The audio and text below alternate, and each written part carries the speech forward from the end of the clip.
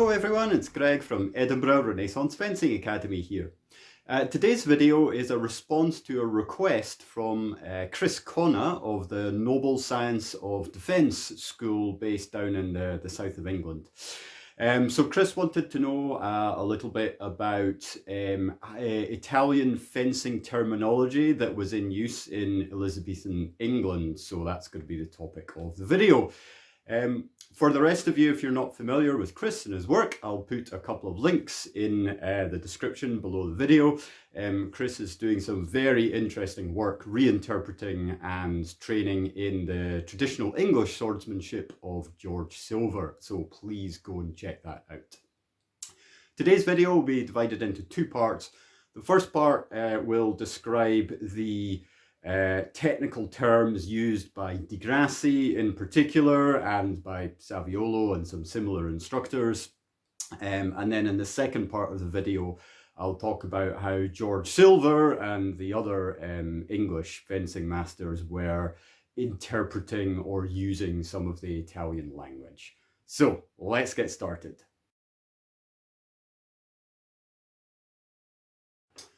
Okay, so for demonstration purposes today, I'm going to be showing things with this synthetic training sword.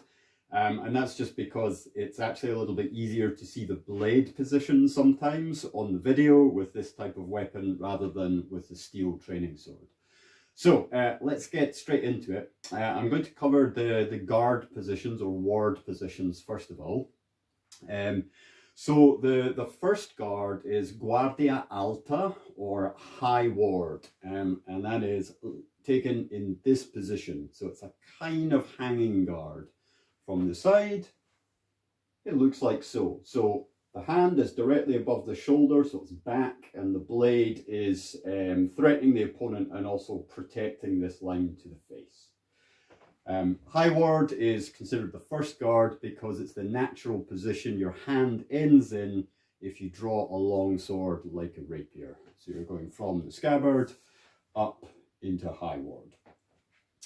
The most common guard to actually use in fencing, however, is Guardia Bassa, which is low ward, taken like so, with the hand outside the thigh and the sword blade angled again in front of the body. From the side, it looks like this. Saviolo shows a variation on this with the hand a little bit advanced in front of the leg, something like this, and from the side, like so. Di Grassi does not include that guard in his system, but it is there in the Saviolo treatise. Finally, we have Guardia Larga or broad ward, like so, and from the side, like this. So again, the hand is always back aligned with the shoulder. It's never presented forwards where it would be in danger of being struck. Now, Di Grassi says that broad ward is a kind of deceptive guard in that it looks like it's inviting the opponent in because this space is open, but the tip of the sword is angled in to defend yourself, which I assume he means with an angulated stop thrust like so, or possibly with a kind of sweeping hanging parry like so. So those are the guards in common use in the Italian system at the time. Let's move on now to talk about thrusts. The basic thrust is the stoccata. I'll show it in this direction, which is like so. So it's generally a rising thrust where the tip of the sword is striking the target a little above the level of your own sword hand. It can be exaggerated like so, or almost flat like so. All of these are stoccatas.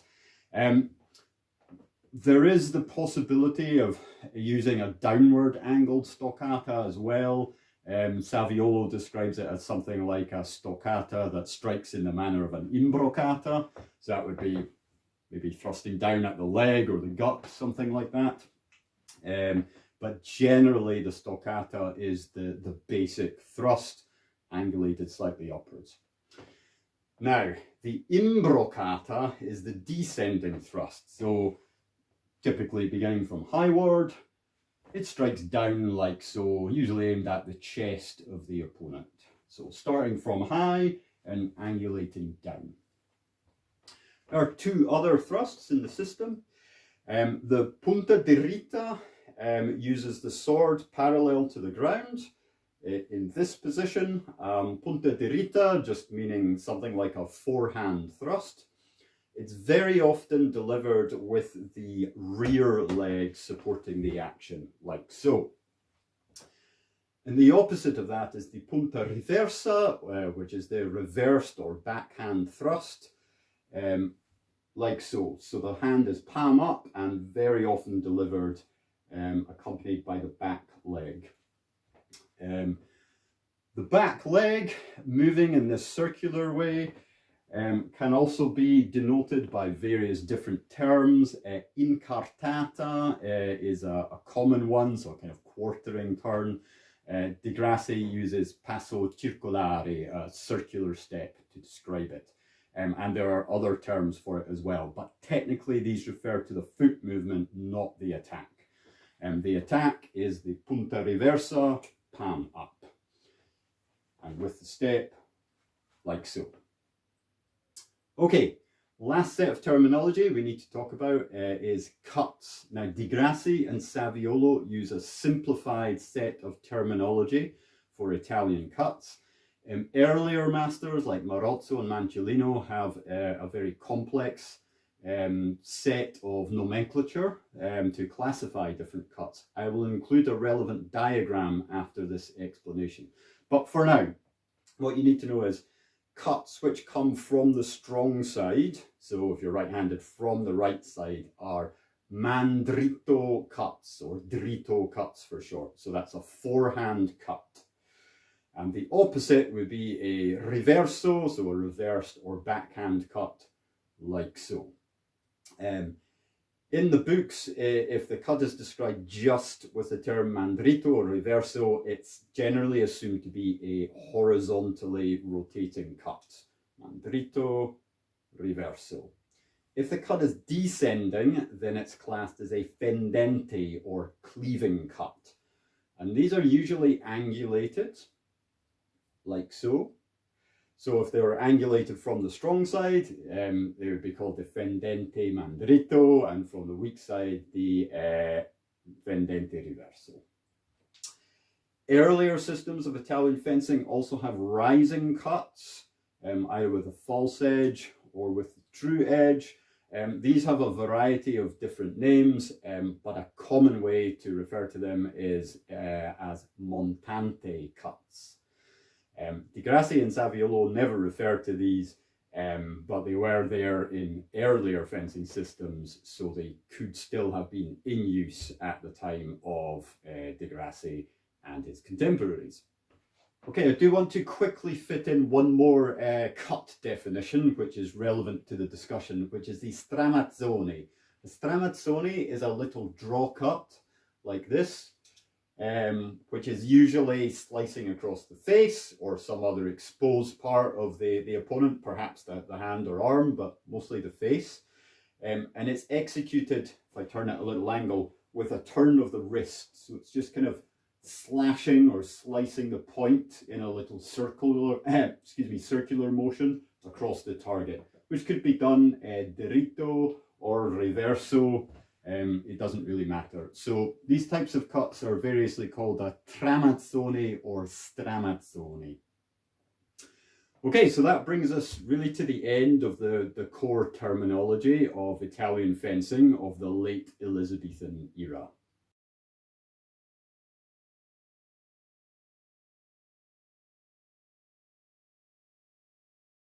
Okay, so now let's talk about how George Silver and other English commentators were talking about Italian fencing and its terminology.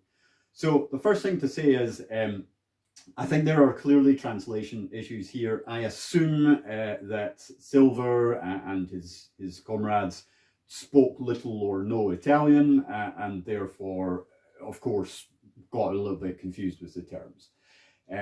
The main thing to watch out for is that he seems to confuse the terminology for attacks with some of the terminology for wards and movement. So the most obvious example is he talks about Italian fencers standing fast in their stoccata ward, or on another occasion he talks about them standing fast in their stoccata or imbroccata. I think this is quite clear. Someone who's standing fast in their stoccata ward is probably in fact in Guardia Bassa or low ward, like so, because the obvious attack for them to subsequently deliver is the stoccata thrust.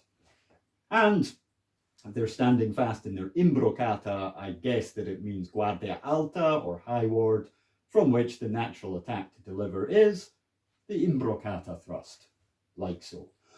Excuse me. Okay, so next confusion is a little more complex, I think. So Silver also talks about Italian fencers delivering their attacks with the passato. And he goes on to talk about them being very reckless in how they do this. Now, the word passo in Italian literally translates as pace or step. And therefore the word passato means something like a big pace or big step. There are a few different possibilities for this. Now, in later Italian fencing, passato came to mean a step where the rear foot passed or moved in front of the lead foot, like so. So it might be that he's talking about people delivering a thrust with this passing step. So in effect, the Punta Dritta. So he might just be confusing the term for the footstep with the thrust itself. Now, Di Grassi and I believe Saviolo don't actually use the term passato. Di Grassi describes this action as being a passo intero, so a full step or whole step. So that maybe confuses matters a little. Another possibility is that Silver's passato is actually just describing an extended step, so a big step with the lead foot, so something like a lunge. So if I go at a little angle, something like this. This has different names and different treatises, but generally in 16th century Italian it's called the accrescimento, so the increasing or extending step, where the front foot moves forwards. So it's possible that the passato refers to that. One final possibility is it could be the case that somebody is standing in a false guard like this, so with the off side of their body forwards and the sword back, from which they can rotate their whole body forwards to deliver a very long and powerful thrust. Now, Di Grassi does talk about people doing this in his book, although it should be noted that he says it's a really bad idea and you shouldn't do it. But fencers who are perhaps not properly trained might think it was a good thing to do. So, for the passato, I'm afraid I have three possible interpretations for it, and you'll need to make up your own mind which one seems to fit George Silver's description of it. The other Italian terms that Silver uses, I think that we have already covered in the first part of the video. So for example, when he says the Montante, he's almost certainly describing this rising thrust, the Montante. Or if he's describing it as being a ward, I'm not quite sure how it's used in the book, but it would be from some kind of position in which the Montante cut is a natural one to make. Di Grassi and Saviolo do not use this cut, or at least do not specify it in their books, but in the earlier systems, the rising cuts are often used to attack the underside of the sword arm if the sword is being held extended like this. So that would be a possibility for Silver's Montante, as he describes it. And the other terms seem to match the definitions that I've given already, as far as I can tell. So yeah, there we go. That's my explanation for how silver is interpreting these Italian movements. I hope it's useful and interesting for you. And if you find any other Italian terms in his book, then just think about that general principle, that he seems to be confusing the names of attacks with the names of postures or movements. So that's usually where the confusion comes in. On that note, we'll finish there for today. Thanks everyone. See you again soon. Bye.